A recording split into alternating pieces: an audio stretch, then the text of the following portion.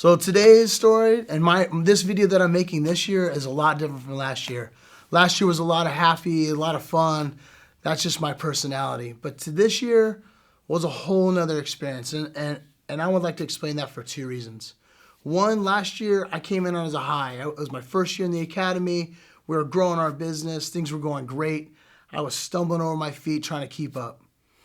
We came off of that and it all kind of fell in our face, I guess, if that makes sense. We went from this great year to a year that just felt like everything was falling apart. We lost a couple really good employees. We had employees stealing from us that we weren't aware of. And to be quite honest, it took my mind in a dark place. Going from the high to the low was an extreme. Just like the beginning of the year when I came in not knowing what I was doing and that academy just launched me to the next level, I feel like. I feel like I hit rock bottom. I'm not a drug addict. I'm not an alcoholic. But I felt like I just could not shake whatever was mentally messing with my life. And my relationship with my wife started to struggle. I noticed I even started pulling away from my kids, which just sounds bizarre because that's just not who I am. I realized that I was pulling away from my employees, and I just was so upset because I couldn't figure out why.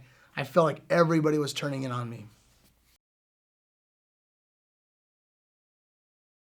So I think one of the other things that kind of led me to this path of going on a high to a low, and I don't talk about my personal life very much, and there's maybe a few guys in the academy that understand, but my dad had a massive brain tumor on the stem of his brain last year, and we were told to say goodbye because we didn't know if he was necessarily going to make it.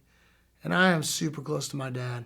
Just to tell you a little backstory about him. So my dad lost his legs when he was 25, and my dad didn't ask for help. He didn't use his handicap as an excuse, and he was amazing. So anyways, my dad had a brain tumor. They asked us to say goodbye. He was supposed to spend weeks in the ICU. He ended up spending a day and a half because he was doing so good. We get him home. I fly home. We get back to our routine. We're calling, talking to him. Everything's great. Then my dad had a massive stroke. I remember them calling me, telling me, hey, you should know that your dad's being rushed to the hospital because he's had a massive seizure. And it changed everything. And to deal with, my dad's not the same anymore. My dad has trouble talking. My dad has trouble getting around.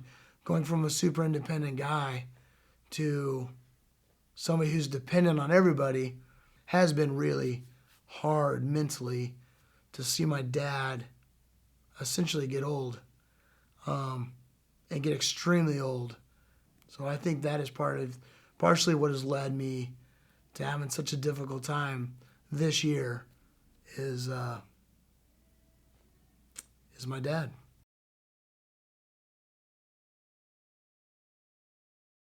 And it took me a long time to get out of it. And I didn't get out of it because I just one day woke up.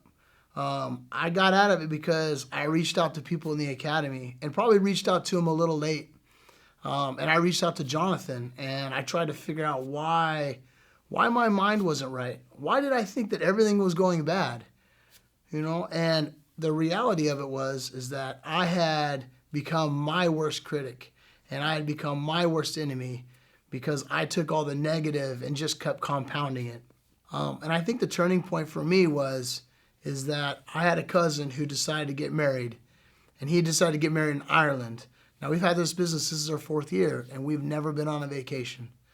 The day had come to fly to Ireland, and when we went to Ireland, my wife and I went to Ireland, that was the most nervous day of my life because I'm thinking, man, my company's going to fail. Everything's going to go wrong. Life sucks, whatever. Well, it turns out my company succeeded, and it did very, very well. And we had the guys that we weren't expecting to step up in a huge way. Now, did we have some issues when we got back? Yeah, but it made me realize that our business grew by $200,000 this year, or is projected to grow by $200,000 this year. It made me realize that the guys do care about our company. It made me realize that customers love us. We have one of the highest retention rates, I think, in around. I like to believe that we don't lose people, and when we do, we try to make those corrections. But stepping away, and really understanding that this business is to improve our life. This business just isn't a job. This business, I put a ton of hours into this business, and my wife puts a ton of hours, and our kids make sacrifices. And for what? We're here to enjoy it. We're not here to be a slave to it and hate our job, right? I could go work for somebody, but my intention is to create a great life for my family. And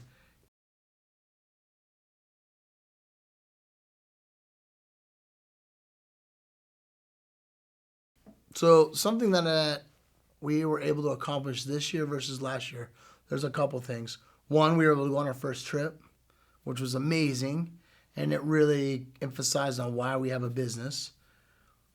Two, we've been able to shut it down on a daily basis. We met a gentleman in Ireland, and he's got a huge company. I think he said it was like $40 or $50 million. And what was very interesting to me is that he has a time that he's done. He promises his fiance he'll be home for dinner, and he holds to that. And something he told me was that, man, your kids don't care, right? Your kids don't care how much money you make. Your kids don't care what kind of car you drive. Your kids care about your time. Your wife cares about your time, right?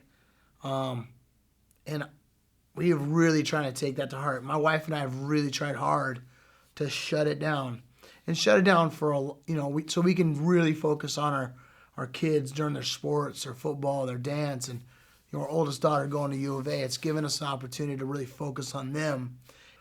Three, I don't work on the cruise anymore, which has been a big step. I was mostly out of the cruise last year. To be completely off the cruise this year was great, and the part of the reason was because we brought the right guy. We brought some good guys in that could run a crew. We had good guys on a crew. We want the best team put in place because we want to put out a great product.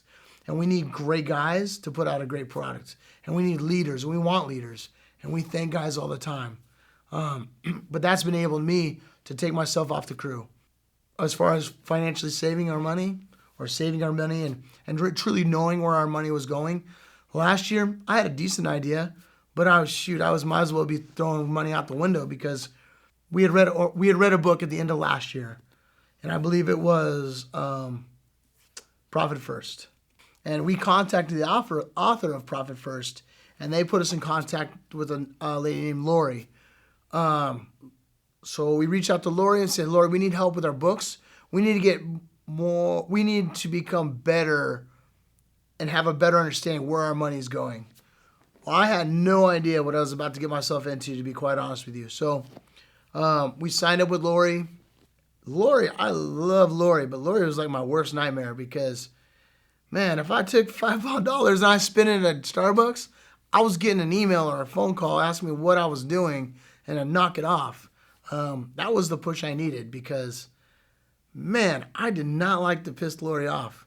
It was not good. So that alone has put more money in our account than we have ever had before.